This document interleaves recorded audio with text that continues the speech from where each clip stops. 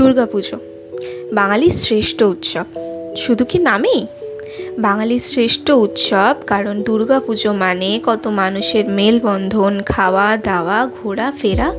বছরের এই 4টে দিন মানুষের যেন আলাদাই আনন্দে কাটে। হাই, আমি Sneha, welcome to my channel. তোমরা সপ্তমীর আগের পার্টে দেখেছো যে আমি রেডি হয়ে বেরিয়েছি, আর এই পার্টে রয়েছে আমি কোথায় কোথায় ঠাকুর দেখতে গেছি।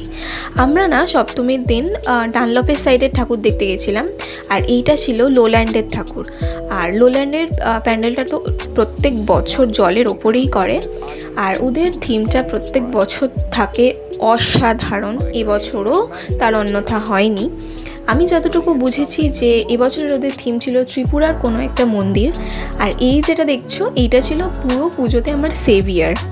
দেন আমি খেয়ে নিয়েছিলাম ফিশ ফ্রাই, আর আমি জানি আমি ফুড ব্লগার নই, তাও আমি ছোট্ট একটা রিভিউ দিই। ফিশ ফ্রাইটা কিন্তু খুব ভালো ছিল। আর এই যে পুচকেটাকে দেখো, কি দারুণ ট্যালেন্ট বলো তো।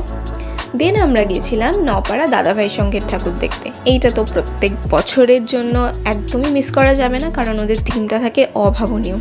আর এবছরে ওদের থিম ছিল মা বা মহিলা।